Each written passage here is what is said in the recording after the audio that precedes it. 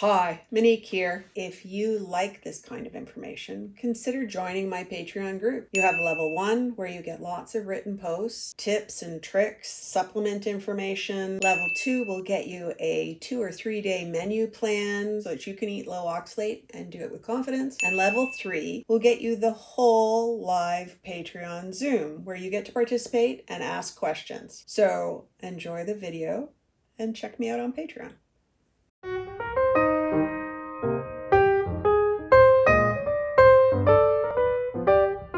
Monique Attinger, what an absolute pleasure it is to welcome you back to Boundless Body Radio. Oh, thanks, Casey. Yeah, great to be here again. Any excuse to talk about oxalate.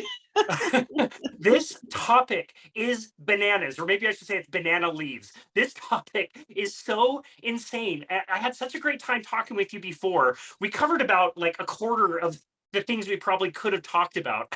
So I'm really excited to go down this path with you again today. I find this topic endlessly fascinating. And I want to go back to the introduction and let's Right. time travel back maybe like 12 years.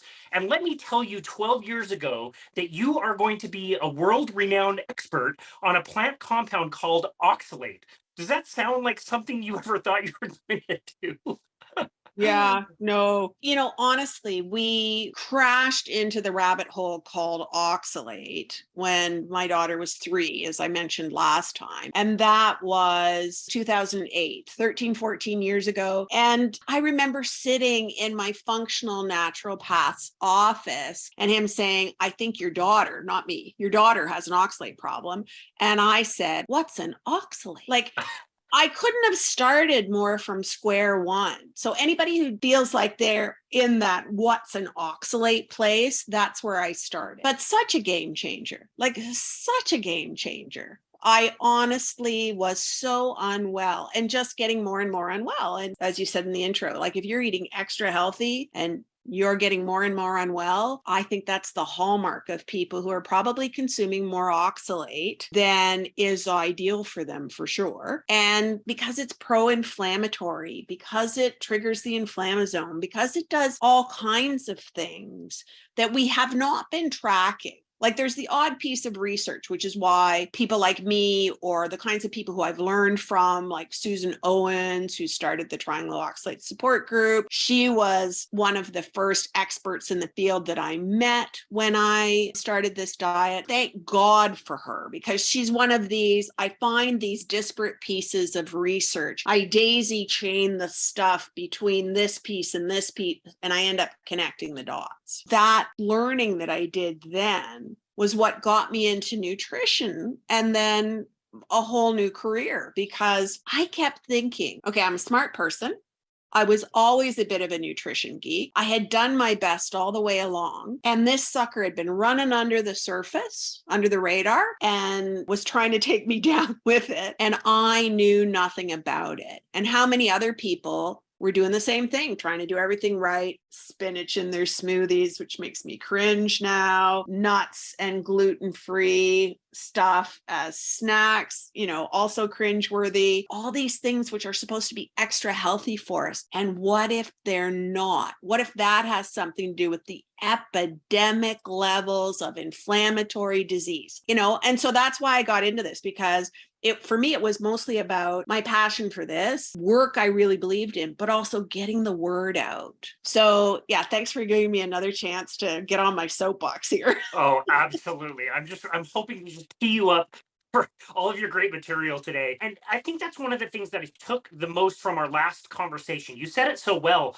and I've been sharing this with a lot of people. It's like if you feel like you are doing all of the right things and yet something's off, something doesn't quite feel right, that's probably a good sign that this might be the problem. And I told you last time, like literally every morning, blender, beets. I used to peel beets, throw them in my blend tech with handfuls of spinach and Oh, yeah. almonds. I would put almond and almond butter in there. And Yep. like, yeah, it was just, first of all, it's disgusting. I didn't really enjoy it. I felt Right. really bloated and I just cringed to think what kinds of problems that would cause. And again, I'm in the health world. I'm doing everything my nutrition manual sitting right here says I'm supposed to be doing. And Right. it's might be the most harmful thing I could do. Crazy. Well, and that is the insanity of it, right? Like I was doing everything to be as healthy as possible because I'd had my babies at 40 and 45, and I wanted to be a healthy mom for them. And I was just getting sicker and sicker and sicker. And I remember even an endocrinologist I was seeing, and he was saying the same thing. You're doing everything right. I'm not sure why this isn't working. Just bad luck. Well, no, it wasn't. And not a personality flaw. Like I wasn't fatigued because I was lazy. I wasn't, all kinds of things that we start to blame ourselves for. And it turns out, no, there was a physiological thing going on here. Like when I stop and think that I'm healthier 2 weeks from my 62nd birthday than I've been since I was in my 30s. It's like, this is bizarre, right? Like I was up this morning at 5, I walked the dog, stuff that I wouldn't have had the energy to do 14 years ago when we fell down the rabbit hole. So yeah, it's just such a big issue as we move to a harder and harder and harder focus on these really high oxalate foods. So if I'd been getting up in the morning, oh gosh, like you, I was eating stuff I didn't even really like because I thought it was good for me. If I'd have got up in the morning and instead of shoving handfuls of spinach into my smoothie, I had been putting baby arugula or baby romaine or like almost any other green, all of a sudden I would have been able to get whatever benefit there is to smoothies. Now, I'm not absolutely convinced that smoothies are that good for you now. So, I mean, I've gone far off the radar at this point, but it would certainly have been a lot better for me than what I was doing. Yeah. And, almond butter and calling that a protein source. Well, A, it's way too much carbs for a protein source. And B, almonds are one of the highest oxalate nuts out there. And so when I stopped and thought about the amount of oxalate I had been taking in pretty regularly before I started lowering it, 1,500 to 2,000 milligrams a day would have been pretty average. And that's massive, right? That is a massive load. It's massive because if you're in the kidney stone world and they recommend a low oxalate diet, your textbook low oxalate diet should have you coming in around 50. So 2,000? Wow.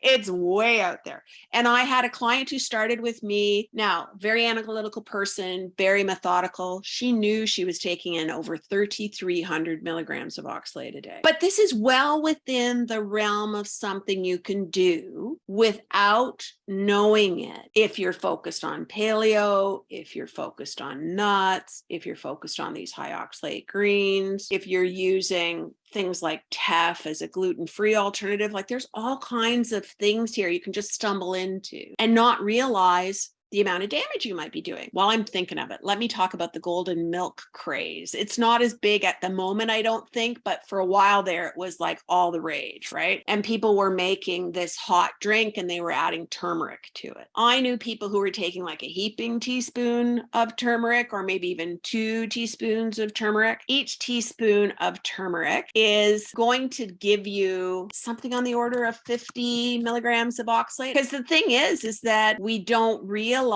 there is something good in turmeric. It's called curcumin. You can actually get bulk powdered curcumin so that you don't have to be actually eating turmeric spice, but the spice itself, 1 teaspoon, just 2 grams of it, 48 milligrams of oxalate. Wow. So you put 2 of those in, you've got 100 milligrams of oxalate in that drink. That's just the turmeric. That doesn't count anything else you put in there. And so here you have this crazy situation where essentially you're like a hamster on a wheel. You're trying to do something that's anti-inflammatory, which is the curcumin that's in the turmeric. But there's all this oxalate in it, which is pro-inflammatory. So then you need more curcumin, but it's in the turmeric. But that's pro-inflammatory. So you're a hamster on a wheel, right? You're just driving yourself around in circles. And there's like too many places where we're doing this kind of thing because we're not paying attention to the anti-nutrients in the food. So we become obsessed with spinach because there's iron in there. But there's all these other things in there, and probably a large proportion of the iron is actually bound to oxalate. It's not actually going to help you. So it's a problem of where our focus is at the moment. And what I'm hoping to do is provide more context so that people can make better choices about what foods they're picking. Yeah, that's so interesting. Okay, in your opinion, since you've been at this for so long, how pervasive of a problem is this? Because I used to think this like would impact a few people in a few ways. But when we start to talk about the symptoms of what can happen when you have too much oxalate, you're describing like everybody. You're describing 90% of people. So do you think that this is an isolated thing that really hammers a few people really hard, and for most people they're doing okay with it? Or is this a problem that is completely pervasive through the population? See, this is a really tough question because I have a bias. So let me say right up front, I think if you're eating a really high oxalate diet, the risk is too high. But will some people be able to survive it and do okay? Possibly. And so do I think it would be a larger percentage though than we're looking for? Yes. So what I'd say is we know now, for instance, that smoking is bad in the sense that it ups your risk for all kinds of conditions. My one grandmother, who was from Switzerland, lived until she was 94. She smoked for 80 plus of those years. She never died with smoking related illness. She didn't have cancer. She didn't have COPD. She didn't have nothing. So everybody should be able to smoke, right? Of course not. We know that it raises the risk. Will there be outliers? There will always be outliers, right? At this point in my life, I probably eat a lot lower oxalate even than what's recommended for a low oxalate diet because I just feel better that way. So that would put me an outlier at the low end.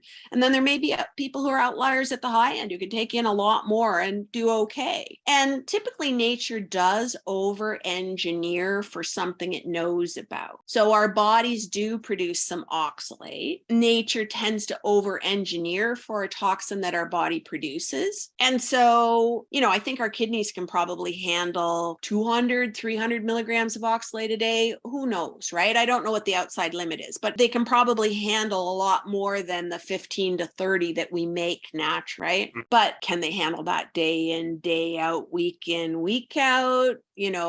Where does things break down? One of the things that does make me wonder a lot is the research on kidney stones shows that if people have metabolic syndrome, obesity, or diabetes, that they're at much higher risk for kidney stones. There's some kind of connection there between oxalate and that kind of issue. Well, we've got epidemic levels of overweight, metabolic syndrome, and diabetes in the population. Yeah. So could this be everybody? I'd say it's not outside the realm of possibility. Wow.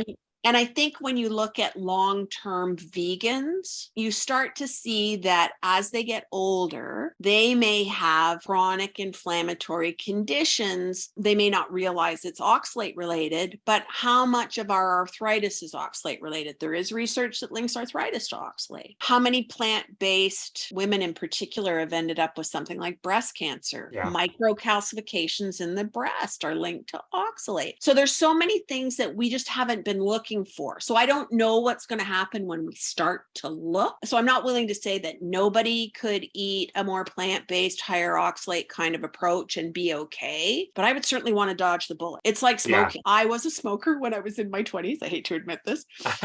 My parents had smoked. Everybody had smoked. I quit. Why? There was a risk involved. I didn't want that risk. I think that over the next, who knows how long, hopefully we become aware of the fact that there is this risk. And then you can choose. Do I want to eat a higher oxalate diet? Am I willing to give up some of these things in order to reduce my risk? And maybe I am, right? Yeah. And so I'm also all about hoping that people get a choice here by understanding enough about it that they can say, well, I really love my almond flour based brownies. I'm going to keep eating them. But at least you can't say you didn't know, right? That's right. I mean, I'm sort of saying, let's at least know what that risk is. That's a great answer. I love that. I can tell you, if you told me not to eat spinach ever again because it was bad for me, I would be 1000% compliant. I'd be totally on board with that. No problem whatsoever. Awesome. Okay, so there are so many different symptoms that I want to talk to you about, but let's go back and tell people what oxalate even is. Because there's, in my mind, and you can correct me if I'm wrong, there's two kind of players here. There's a soluble form and an insoluble form. They both act in slightly different ways. And I think a lot of it has to do with what you mentioned earlier in the spinach, where there are minerals present in a plant that has the oxalate, that might kind of chelate together and form that more like insoluble form of oxalate. Do I have that accurate? You do. So if oxalate's occurring in a plant and you have a lot of spinach is actually high calcium too, which is interesting. So there's actually a fair bit. Yeah, there's research. You might love this. I'll see if I can get this to you. In 1939, they compared two dietary approaches with lab rats. One of them used turnip green for the calcium component. Turnip greens are low oxalate. One group used spinach for the calcium component. Spinach is very high oxalate. So in 1939, they had already identified some really nasty side effects from oxalate, including the fact that the lab animals who were fed spinach for their calcium component, when they reproduced, their young couldn't mineralize their bones properly. Wow. So we're not talking insignificant things that it can do either, but the challenge with that insoluble oxalate being present in a food is that we're not going to absorb that. That's a good news story because that's not necessarily going into your system. But the other thing that can be happening with that insoluble oxalate, one of the interesting things about spinach leaves is that it actually has crystals, microcrystals present in the leaves. Spinach is using oxalate to protect itself from insect predation. There's enough oxalate crystals in those leaves to break the structures in the insect's mouth. So it's a pretty heavy hitter in terms of what it's got in there. But when it's not soluble, we may not absorb it, but we're going to drive inflammation in the gut with those microcrystals. Might as well have sandpaper running along through the inside of the gut, right? You know what? That's so funny. Somebody told me this yesterday. Somebody I'm working with on a carnivore diet. He said that on one diet that he was on before, he was instructed to eat diatomaceous earth. And I was like, what? That sounds terrible. That's like eating glass. And that's kind of the same way I think about oxalate. I think any of us can remember, like, you put a piece of spinach in your mouth and chew it, and that mouthfeel is gritty. It's gritty. Yeah. Yeah. Wow. So insoluble, you're less likely to absorb. Now, if the insoluble is present in not crystal form, right? So you have individual molecules or something close to that of insoluble, and you have a leaky gut, which unfortunately a lot of us these days have, you could be absorbing the insoluble as well. So I just want to say insoluble is not necessarily a get out of jail free card, but there is research that was done where healthy subjects took like a calcium or a mineral supplement and then had soluble oxalate in their meal, and that oxalate would bind with those minerals and it helped them avoid absorbing as much of the oxalate. So it's not completely a get out of jail free card, but it is a helpful thing. So we also know that about kidney stones, by the way. If people have a higher calcium intake in their diet, that will help reduce how much oxalate's making it into the bloodstream. So it does actually reduce kidney stone risk if you're getting calcium in your diet. So that's not necessarily calcium supplements or whatever, but it's probably more linked to this. The calcium is coming attached to the oxalate, and so we're not absorbing it in the first place. Wow. Now, that's insoluble. And then soluble is like ionic oxalate, which is a negative anion. And that we can absorb both by passive absorption. So the higher the concentration in the gut, the more likely it's going to move through. And because it's passive absorption, people say, well, if my gut's not leaky, I'll be fine.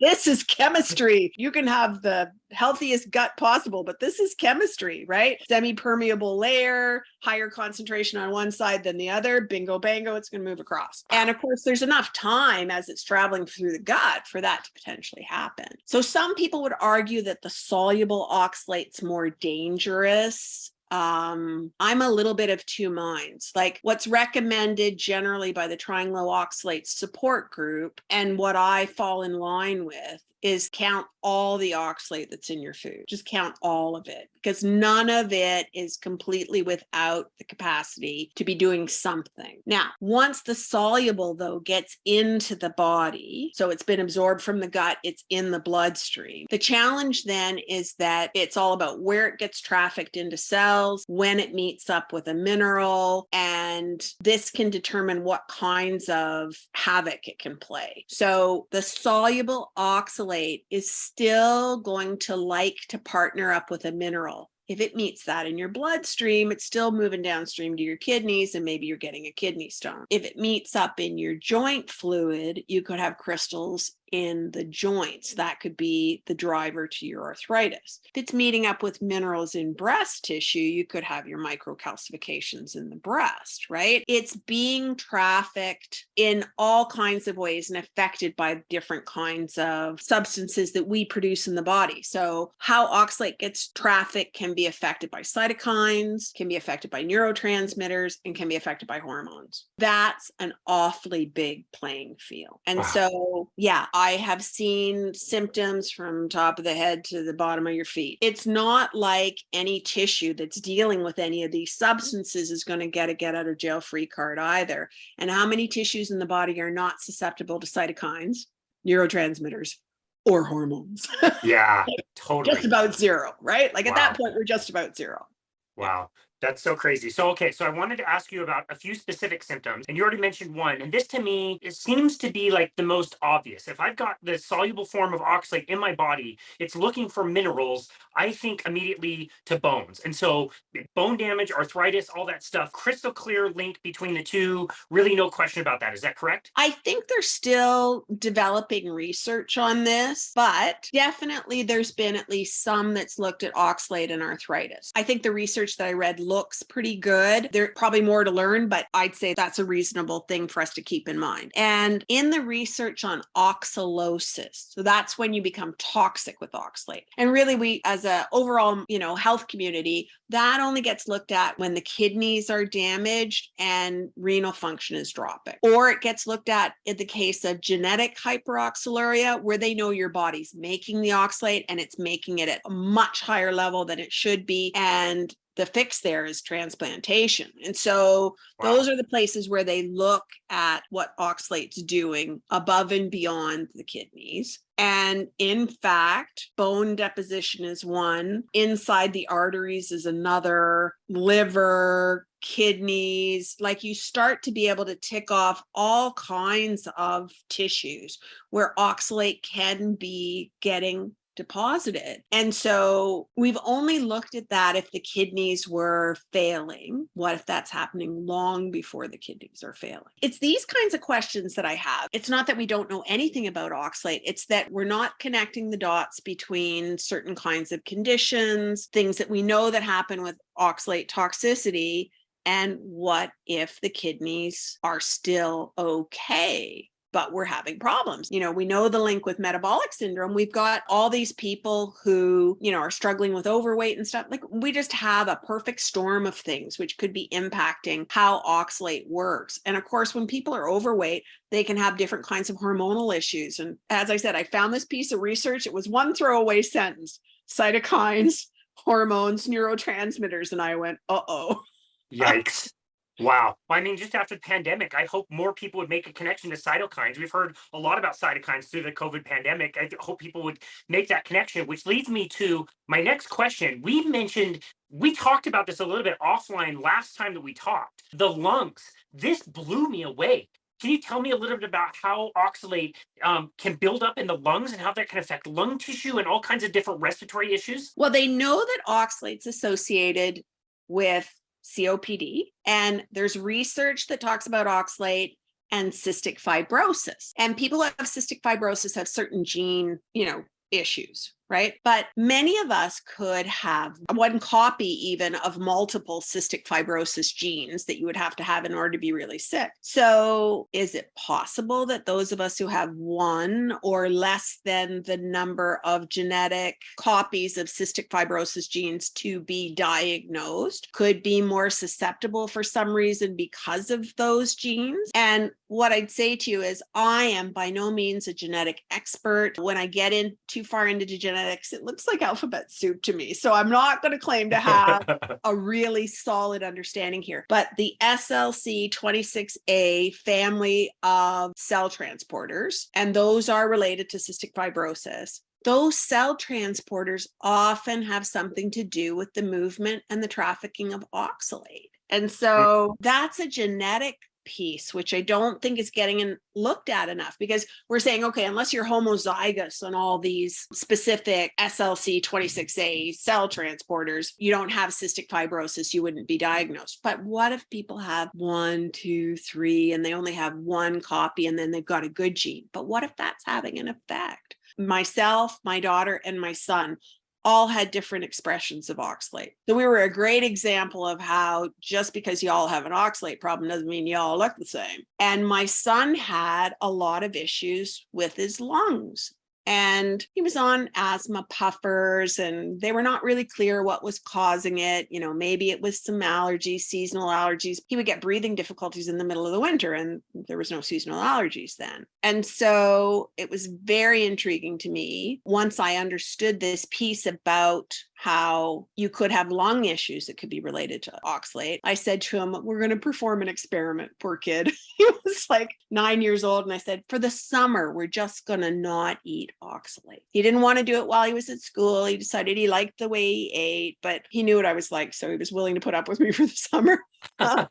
About 4 weeks into the summer, a time period when normally I would be feeding him antihistamines like a food group, he didn't need any. And I was like, okay, gotcha. So we're starting to pull into September, and I said to him, you know, we're not going to go back to eating the other way. So that we're done.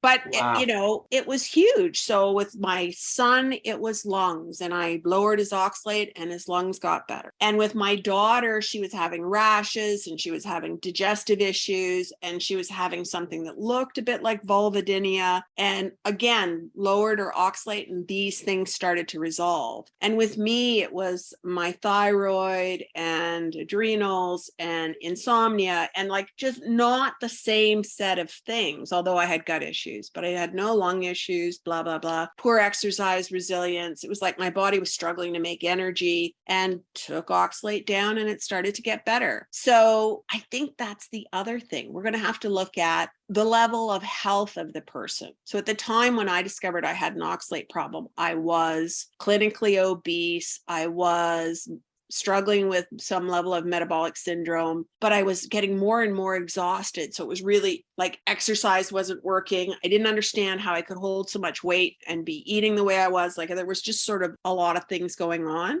And as my thyroid came back online, as I got off oxalate, then my weight started to sort of naturally float downwards to some degree. There's just so many places where I've seen this thing at work. But while I'm thinking of it, thyroid issues and oxalate, there's this great piece of research that I read where the researchers were taking all the thyroid glands from people who had donated their bodies for scientific purposes. Yeah.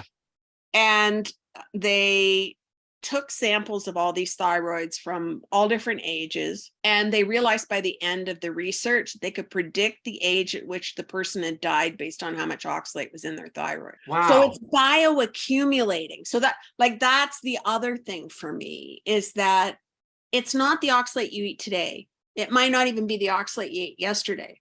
But if you're doing this on a consistent basis, day after day after day after day, there is indications that it bioaccumulates. And if we're like, how many people do you know that are on thyroid meds or have a thyroid problem? Every 35-year-old female that I know in my area, yes. And so this is another thing which concerns me, is that do we really think the human race was this fragile and incapable of dealing with its diet and its environment and its whatever? Something's not right when everybody's got it, right? Yeah. Yeah, absolutely. Wow, that was so well explained. I've got a neighbor who lives down the street. She has suffered horrible skin issues in her life, like terrible eczema, rosacea, dermatitis, you name it, she's had it. She called me 5 or 6 weeks ago because she'd heard of carnivore and she started going carnivore and her skin started clearing up. And we just had an episode with Rob Stewart, who's a skin health expert, and he definitely pushes people down the animal-based, kind of carnivore style diet to help them with their skin issues. And a question for him that I'll ask you is, do you think skin can be cleared up because of adding in more of the animal product, which are arguably more healthy and don't have oxalate, or is it the elimination of all these plant foods that do have these toxins in them, or could it be a combination of both? See, I would be on the side of combination of both. Cool. I've got clients who have actually had small crystals move out through their skin. So can skin be suffering? Yes. All the ways that we secrete things can be ways that we move oxalate. So it can be moving out through the urine, through the stool, because we've secreted it back into the gut. It can be moving out through mucous membrane layers. It can be moving out through the lungs. Again, we're secreting things out, but we secrete things out through sweat too. So the skin can be struggling as well. And I have seen people show me, send me a little picture. Oh, look at this little crystal I got out.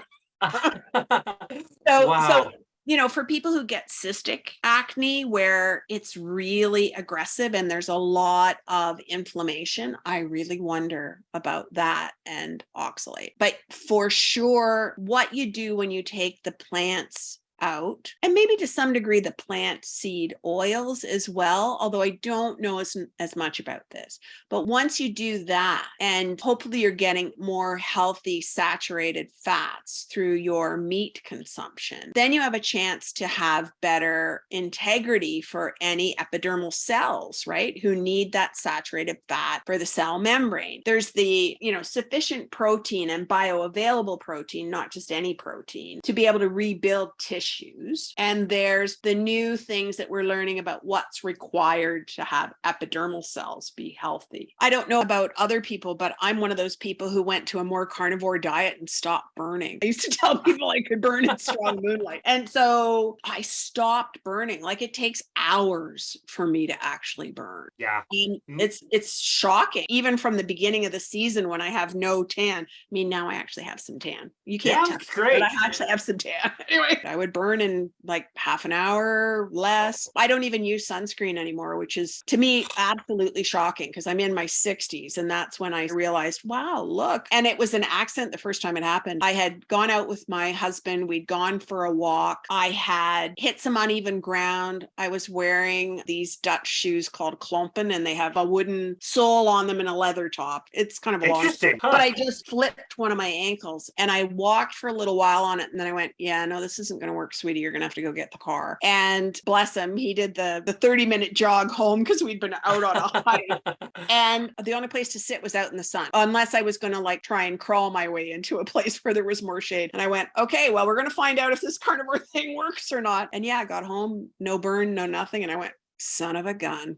Yeah, absolutely. That is 1000% true with myself, with my wife, also with anybody we work with. And I'll point it out to people like, oh, your diet must be good because I can see the tops of your feet are getting tan. Most people would fry in that kind of area. And it's like, if you're eliminating those plant oils like you talked about and getting the saturated fats, sun tolerance goes way up. And yes, please, please, please, please don't use sunscreen unless you absolutely have to. Use shade, use long sleeves, get a hat, do anything other than apply chemicals that have been proven to be carcinogenic when they get heated up. Yeah, exactly. And see, that's what I do. I am fair skinned and burning's not good for anybody. That's but right. I use shade. So Yep. I'll say, okay, I'll spend this much of time out and then I'm going to go to the shade. Like, even if I'm at the beach, that's how I do it. I go in and out and in and out. And that's really worked for me for the last few years. So, I love that. Really from an oxalate standpoint, from a dietary standpoint, I think that the skin can take some beating up by our diet. And I absolutely think getting the right amount of animal protein, and that doesn't mean everybody has to be carnivore, but the right amount of animal protein and taking down any of the toxins that are going to cause inflammation and damage to whatever tissues you're talking about. That's got to be a win for everybody. Yeah. Yeah, I love that. We did have a listener question on the note of skincare. What about skincare products, which are normally, very much plant-based? Can those cause problems? Do those get absorbed directly into the body? Well, the skin is more a covering than a barrier. So if we can start with that idea.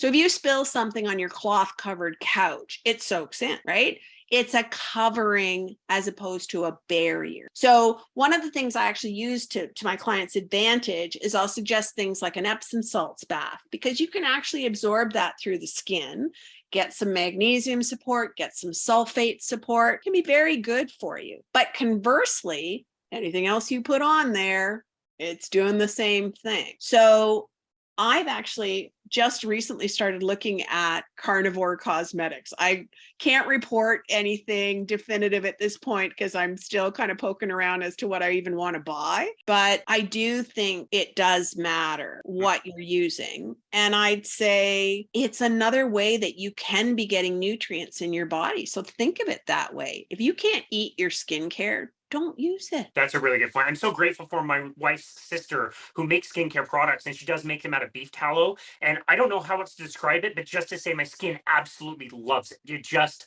loves it. It takes it in super well, feels really good. Absolutely love that. One other physical symptom that you mentioned, and I know you suffered through, that I would love to hear you explain: insomnia.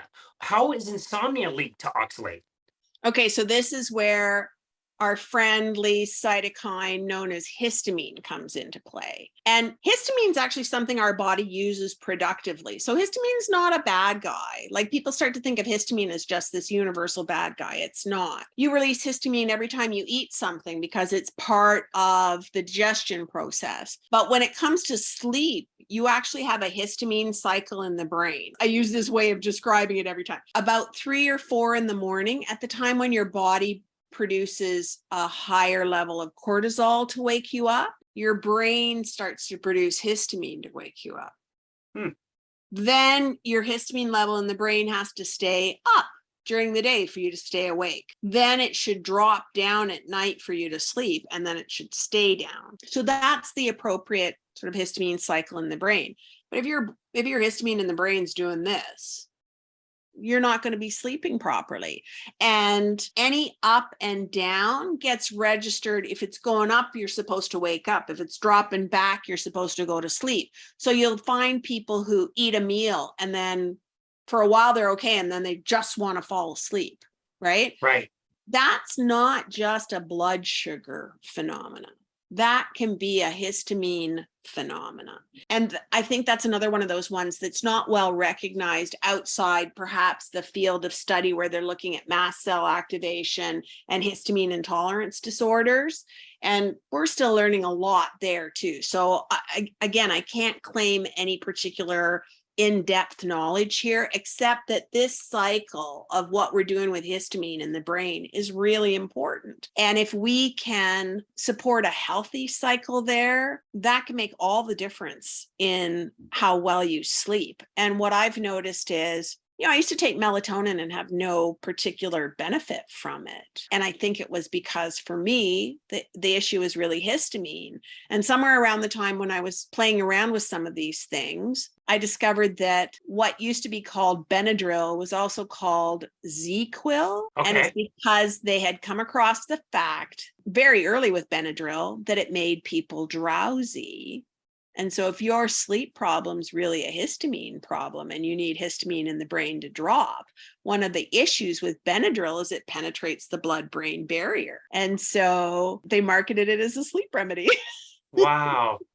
Wow, that's so interesting. And so how is oxalate involved in that pathway with histamine? Well, because in a way, we can't really think of it as separate, because there's a bunch of sort of related, I'm going to say dominoes on the same playing field. Oxalates trafficking can be affected by histamine. But I see. think there's some indication that oxalate can affect how histamine functions too.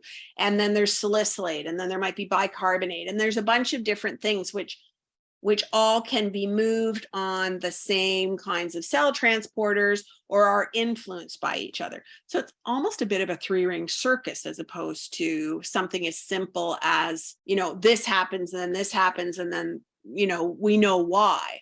So if you think of these things as different dominoes on this playing field, if you hit the domino from the right direction, maybe you can punch out that one domino. But if you hit the domino from another direction, maybe you're taking them all down at the same time. And I think it's kind of like that. Yeah. Now, do we need to know more here? Oh my gosh, there is so much room for research. I have some pet projects I would love to get some researchers interested in, because I'm a nutritionist. I'm dealing with it from the pragmatic, how do I help this person? And sometimes I've got a hypothesis and I test it by saying, well, let's try this gentle supplement, or let's try this change to your diet or whatever, and it turns out to work, right? I do have places where I go, boy, it would really help if we could test this hypothesis in a really robust way and know more about it.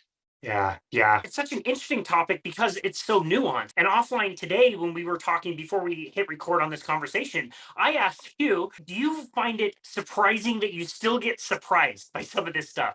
You're studying one plant compound primarily. I know you study lots of different ones, but this one plant compound where you've chosen to focus all your energy, do you still get blown away by the number of things that still surprise you to this day? Oh my gosh. I mean, there are days, well, as I said to you earlier, I still need to do those t-shirts that say when in doubt, blame oxalate, because seriously, gotta do them. It seems to turn up in so many places. If you kind of follow the biochemistry, if you start looking at what modulates certain kinds of cell transporters, or what substrates are moved by the same kinds of cell transporters, what things influence how something else gets moved. It's just, if you love puzzles, it's one of the best puzzles out there, right? I sometimes say to people when I'm working with them on their diet, this is a Sudoku or Sudoku or however they say that. Yeah.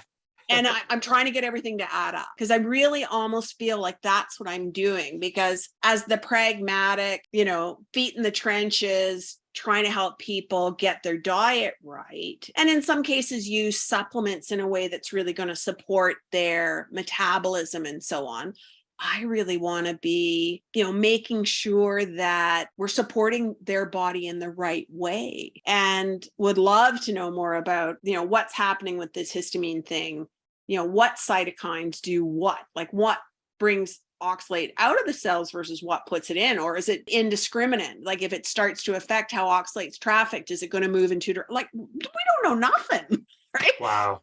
So the more I learn from feet in the trenches, the more I think I would love to have some researchers get interested here, because I can say, I'm seeing these kinds of patterns in my clients. Can you tell me, with a well-designed study, whether or not we can get some clarity on what's going on here, right?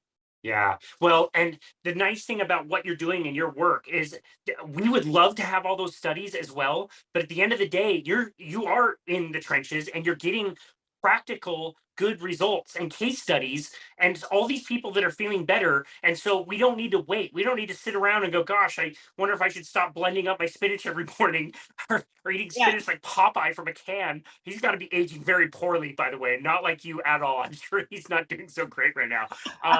But we already know, we know some of those things because you are doing that work, which we just so much appreciate. We talked about this last time. I think it's fair to talk about it again this time. We've named a lot of the major players, but I absolutely love what you've done with the Dirty Dozen. We sometimes talk about the Dirty Dozen, and these are, the 12 most kind of polluted fruits and vegetables that have lots of pesticides. You've done the same for oxalate. So can we go on that list and maybe highlight some of the biggest offenders and the very high oxalate foods? And then I'm going to follow that question up with saying, is the solution for most people just to get those out as soon as possible, or do they need to kind of do it more gradually? When it comes to reducing oxalate, because it's interplaying with so many other things in the body, it's really best to move it out slowly. So when it comes to what we know now versus what we knew at the time when I was reducing oxalate, we know that it's not a good idea to nosedive.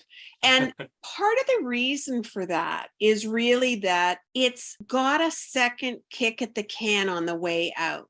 If we can think of this a little bit like heavy metal toxicity, you don't necessarily notice it going in. But once you're really sick with it, you are sure as heck going to notice it on the way out. Wow. And so with certain processes, like even chelation for heavy metals, we know we have to go slowly because it's just as toxic on the way out as it was on the way in, but now you're more fragile. Same deal with oxalate, right? It was toxic when it went in for storage in my body, but by the time I was trying to roll it out, I was 48 and wondered how long I was going to live. And so that's a whole different like health status for the organism, right? So what we really want to do, despite the fact that there is a proportion of people, again, outliers, who can nosedive their oxalate and they'll do fine, the more unwell you are, the more likely you should go slow in pulling things out.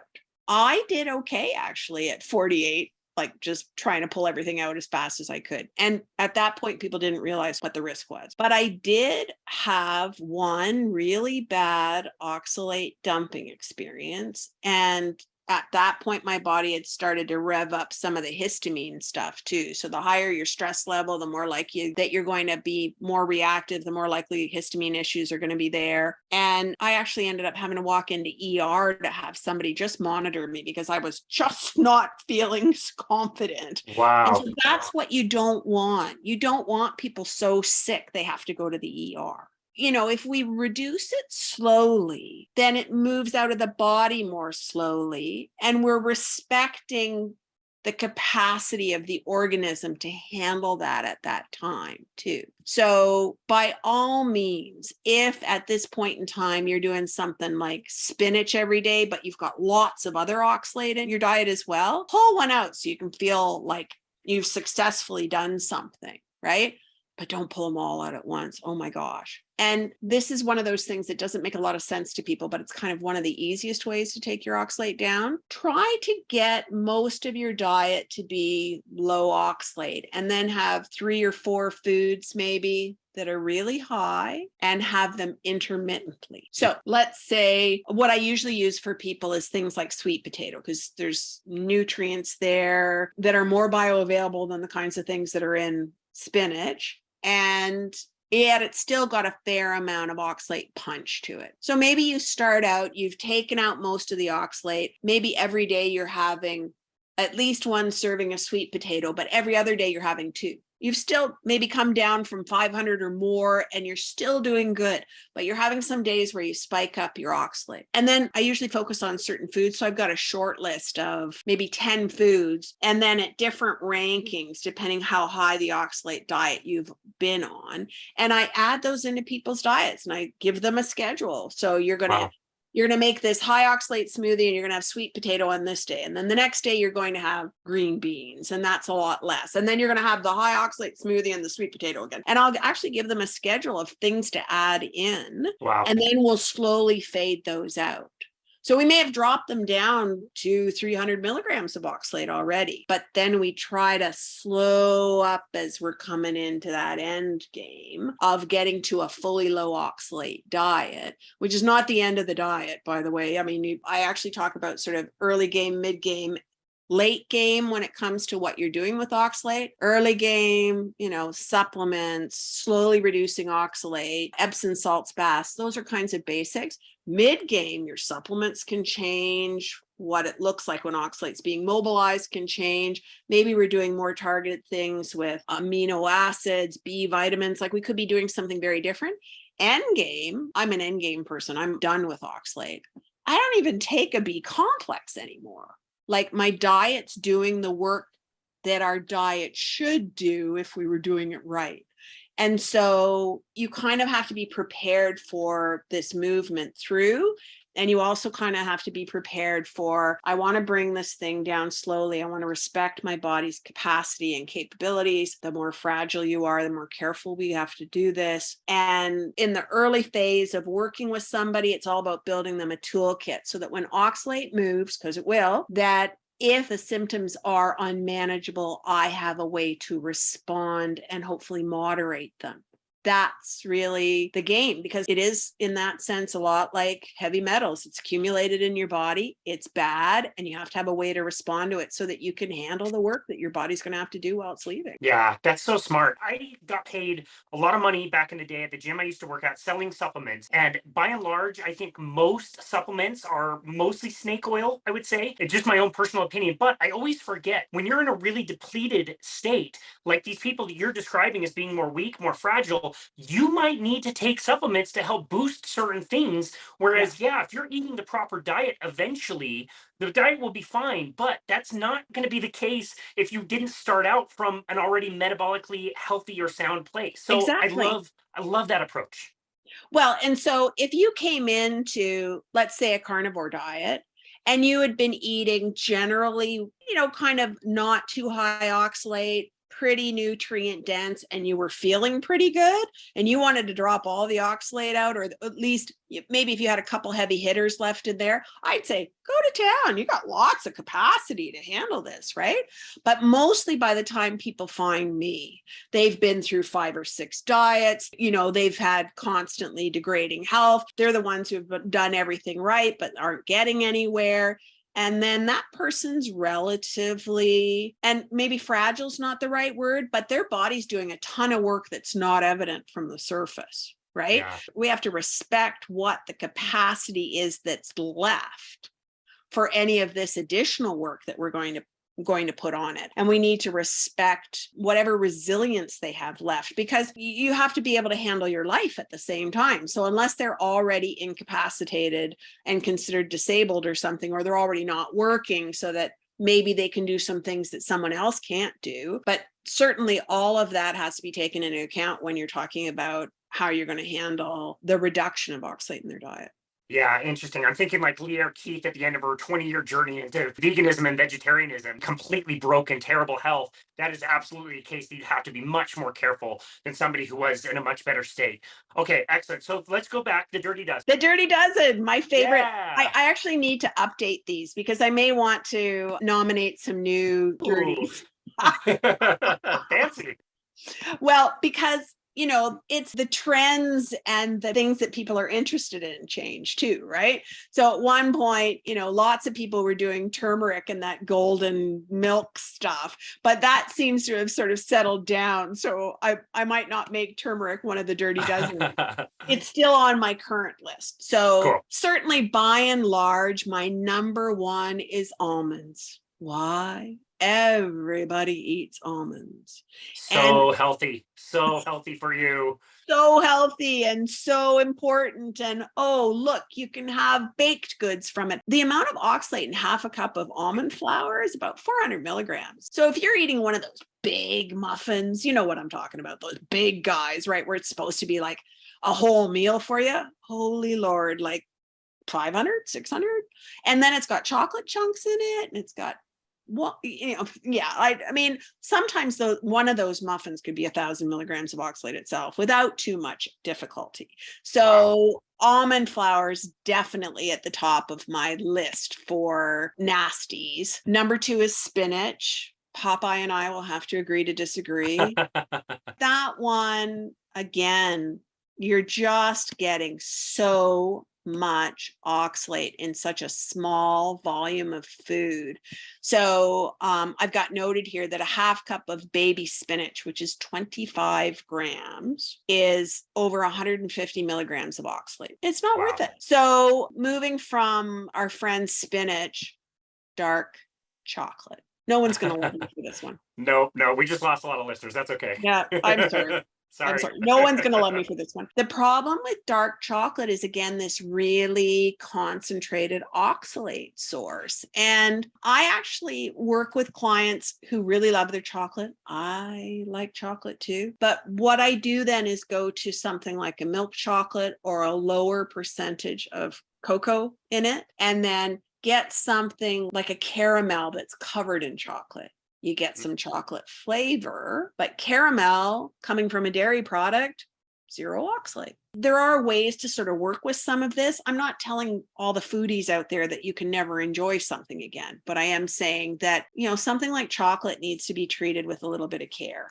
Yeah. So My number 4 is turmeric, just because golden milk was such a thing, and 50 milligrams of oxalate per teaspoon. And, people are loving their curry and things like that. So I think this is probably turning up a lot more in their diet as an oxalate source than a lot of people would understand, because we think about spices the way we think about calories, like they don't count. But gosh, with oxalate, they count. My number 5 on the list is beets and beet greens. The tough thing with beets is that there's just nothing I found that's really a good substitute for them. But if you wanted to have a tiny little taste of a pickled beet, the thing here is that when it sits in that pickling juice, it loses its soluble oxalate. So if you want to treat it as a small condiment size portion, you might be able to have a little bit. But when it comes to things like juicing, if you want that red, purple kind of color, cabbage, go to the red, purple cabbage, right? It's just, this one's not worth it. Oh, and not everybody eats this, but it's like the highest oxalate thing we still call food, and that's rhubarb. Oh, yeah. I used to love, stewed rhubarb when I was a kid. Half cup of raw diced rhubarb, which is going to cook down when you stew it, is 750 milligrams of oxalate. Oh, my goodness. It's like, yeah, don't do it. Don't do it. And so moving along to the rest of the 12, for number 7, I had teff. And teff is one of the gluten alternative grains. And so it's not being used by everybody, but for those who are in the gluten-free world, this can be a significant source of oxalate in their diet as well. A half cup of the flour, so if it's being used to make like a wrap or things like that, which are very popular, would be 130 to 150 milligrams. So not as bad as rhubarb or spinach or any of these guys. But if you're doing this, if you're using teff in as a regular part of your diet, this is going to add up. My dad's Swiss. I'm going to throw the Swiss under the bus because Swiss chard is bad. My family loves Swiss chard too. So it did pain me to add this to the list. But the problem here is that the worst one is really the green chard. So a half cup of loosely packed, so that's only about a half an ounce, is 170 milligrams of oxalate. So if you're shoving that into smoothies, again, you're having a bit of an issue. And it doesn't matter which color you get, the red, the green. The red is even higher in oxalate than the green. So a half cup is going to give you over 200 milligrams of oxalate. So this is one of those places where I would then say, if you like a really crunchy green like that, go to a Dino or lacinato kale, which is a similar kind of shaped leaf. It has those scalloped edges instead of the curly sort of jagged edges. The same amount of Dino kale give you about 4 milligrams of oxalate. So it's nothing, right? Yeah. Sweet potato is one of the guys that I've got on the Dirty Dozen. It is one that I use if people are reducing their oxalate. But truth of the matter is, just a half cup of baked and mashed purple sweet potato. So more people are using the orange than the purple, but the purple one is over 250 milligrams of oxalate. Wow. And the orange one is still going to get you 150 or so. So definitely not your friend. And you said half a cup? Mm-hmm. In the history of sweet potatoes, nobody has ever eaten half a cup of sweet potatoes. Everybody. Well, see, that's the other problem, right? Totally. Wow. Now, the other darling of the world is our Mexican food, and black beans are not your friends. So I often will make Mexican style food here, but I will use something else. So instead of a black bean, I might use a black-eyed pea. So a black bean, half a cup, is about 70 milligrams of oxalate. And again, who eats half a cup, right? That's right. So we tend to use black-eyed peas instead. And the same half cup is going to be like under 5 milligrams. So again, you can't lose with some smart substitution. You can eat the same kind of food, but you're just going to do some smart substitution. Number 11, cinnamon. And people love cinnamon because of the healthy blood sugar, blah, blah, blah. Yeah, every teaspoon of cinnamon can contain up to 40 milligrams of oxalate. Wow. And we kind of talked about this last time, but we're coming up on pumpkin spice latte season around here. So that's definitely going to be on the rise for sure. Exactly. And so actually I just got got arranged with a spice drop manufacturer for a discount code. Maybe we can include it for your viewers, but I use Holy Llama spice drops. And these things are lovely. And we tested turmeric spice drops through the Triangle Oxalates group. We tested the cinnamon spice drop, and we tested another heavy hitter, which is cumin, again, implicated with our Mexican food. Yeah. And all of them tested 0 oxalate per drop. And these spice drops have a lovely fresh taste. So it's more like the fresh spice than the dried spice. I really like them. And so when it comes to cinnamon, I either replace with a dry extract or I replace with these spice drops. And you can have your pumpkin spice, just don't buy the dried ground spice. That stuff's just too much oxalate. Gotcha. Cool. Wow. What a great alternative, at least. It's nice to have an alternative. That's great. I've really been on a mission to find, how do we get the flavor, the taste, the texture? How do we eat in a way that we enjoy and which is healthy and which leaves the oxalate behind? So I do a lot of that work and post it on my Patreon group where people can subscribe. I actually post menu plans, short menu plans, 1 or 2 days worth of food, but to show you what's possible. Like when people come to eat at my house now, my mom's brought some of her elderly friends. Her elderly friends are not diet gurus by any stretch of the imagination, right? And my mom's 83. So, it's not like we're looking at people who have wide-ranging exotic tastes, but they can sit down to a meal here and never know that it's because we're on a special diet. Wow. Yeah, and that's amazing. I think that's the idea. I mean, might push their boundaries a little bit. A woman who I call Aunt Joan, who's a good friend of my mom's, came once and had a pizza that was made with a cauliflower crust, and the pizza sauce was made with butternut squash puree and a measured amount of tomato paste and these Holy Llama spice drops. And she was like, "Oh, this is really good. What's this made from?" She knew it wasn't like regular pizza because she couldn't pick it up. The crust wasn't sturdy enough. Yeah. She certainly had no problem eating it. So sounds delicious. It's one of my favorites. Maybe we should make it available. Sounds great. And the last one on the Dirty Dozen, because they're so popular, are russet potatoes. Gotcha. So potatoes in general are kind of high oxalate, but the russets, one baked russet potato, and who doesn't love like baked potato skins or things like that? One baked russet potato can be 120 milligrams of oxalate. Wow. And so, this is really the challenge, is that the Dirty Dozen is kind of, snaked through all the foods that we eat. And we've slowly kind of tended in a direction to where our average intake is higher. Seasonality would have protected us to some degree. Like when I was a kid, nobody ate spinach in the wintertime. It was in your garden. And when I did eat it, it was boiled. So whatever soluble oxalate was gone, right? There's things that we did in traditional processing of foods that now we think we're smarter than those people, right? Yeah. So we went to raw spinach and lots of it. We went to raw beets and lots of it.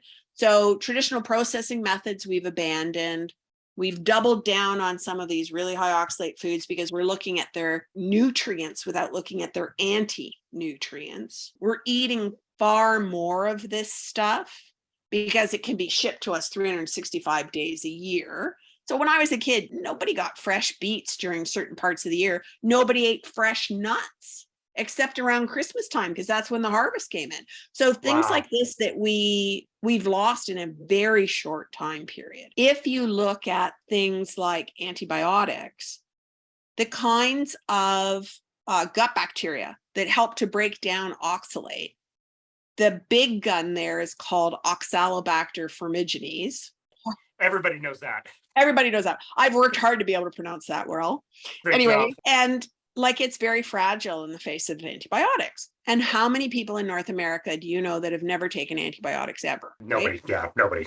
And so once we've killed it off, we don't really know how or if even it recolonizes. And so if we're losing some of our body's support mechanisms that would have helped us deal with that, if our metabolism is compromised because we are metabolically unwell at one level or another. And then we are doubling and tripling and quadrupling down on really high oxalate diets. We've got a perfect storm. Yeah. Wow. Okay. So I do have one last listener question, very much related to what you were talking about as far as the processing of food, which we talked about this last time too. Like the Dr. Bill Schindler says it so well in his book, Eat Like a Human. You have to really respect plants. Plants should scare the hell out of you. It's not to say don't eat them. It's that we have this entitled kind of way of thinking about things and think that we can just eat them and nothing will ever happen. So around that note of processing foods, what about fermented foods? Are fermented foods generally safer? I know you mentioned pickling as a way that can sometimes help. It is the fermentation of foods, like things like sauerkraut, kimchi, probably not super high to begin with, but does fermenting also help? The research on this is really ambiguous. So the Got it. problem for me is that where the data is not clear, how much risk do I want to accept? Good Right? point. So something like kimchi can be low oxalate if you're really focusing mostly on cabbage. But if you start adding things to it, same thing with sauerkraut. So if you've got traditionally made sauerkraut and it's cabbage and it's salt, there is nothing offensive there. But you start adding caraway seeds and then caraway seeds are actually pretty high oxalate. So you don't want to do that. Yeah. So the data on comparing the whole food to the fermented food and looking for changes in oxalate is not in any way definitive. There are other places where I can talk to you about patterns. I'll give you an example.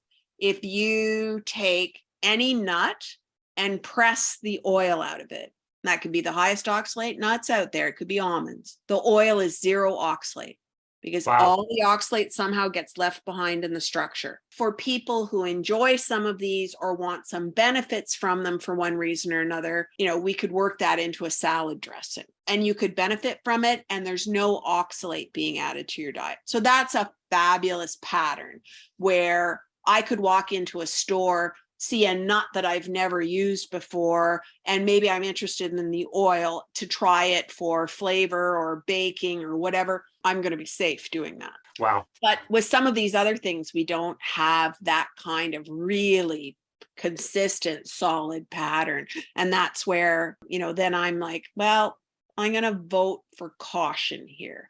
If all the oxalate in a food is only from low oxalate ingredients coming in, you're probably okay. And if it's fermented in a way where there is a canning juice, a liquid, a something, soluble oxalate will have a chance to go into that liquid. But then people have to remember, don't consume the liquid, That's right? Just eat the food, because what you're after is the benefits of it, but let's leave some of the oxalate go by the wayside, right?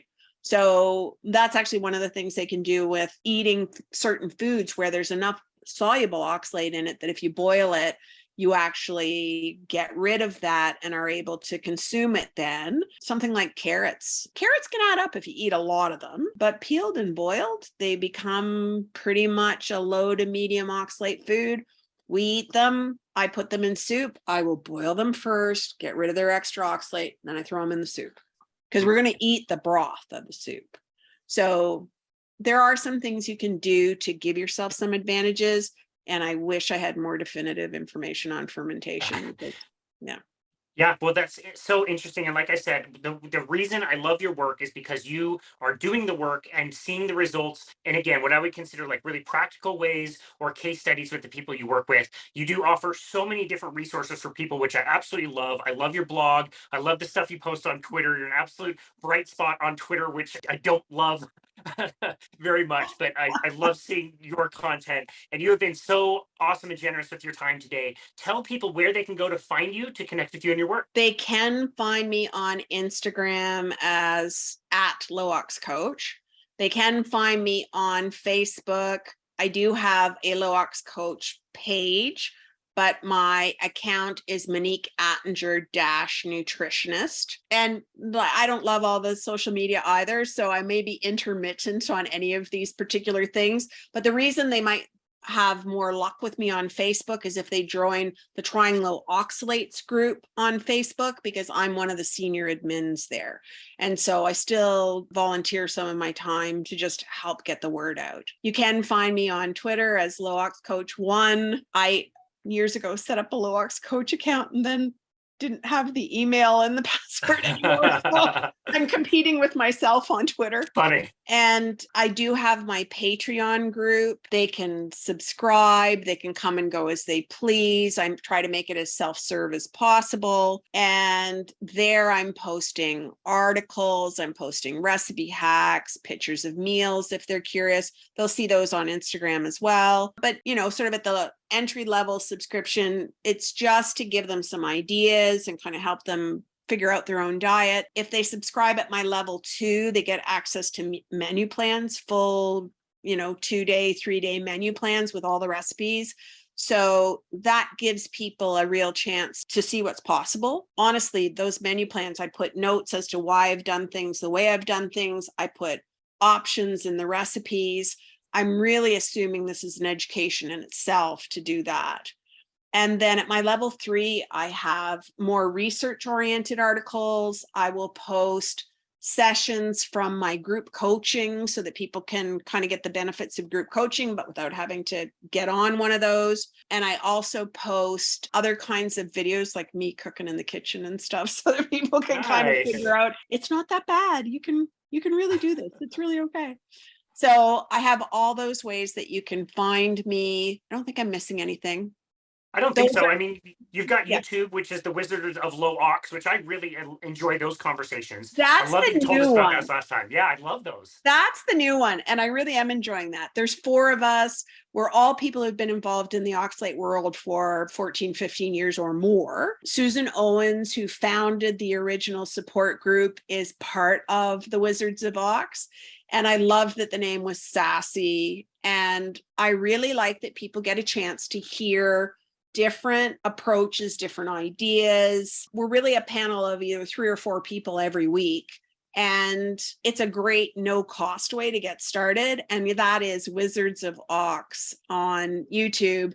And we have a dash low oxalate experts just in case Wizards of Ox isn't getting you where you want to be. But yeah, I do love that name. It's a lot of fun. It's a great name. It's funny that you mentioned that because when I typed in Wizards of Ox, it sends me a bunch of Wizard of Oz videos that I have to scroll past to get to yours. So funny. So if you put in Wizards of Ox low oxalate experts, you'll definitely get our channel. Oh, perfect. That's awesome. Monique Attinger, thank you so very much for all of your work. And thank you for taking more time to be on our show today. We really appreciate you and your work. Thank you. It's been great again, Casey. Here's to people being as healthy as they can be and being able to make good choices about their food.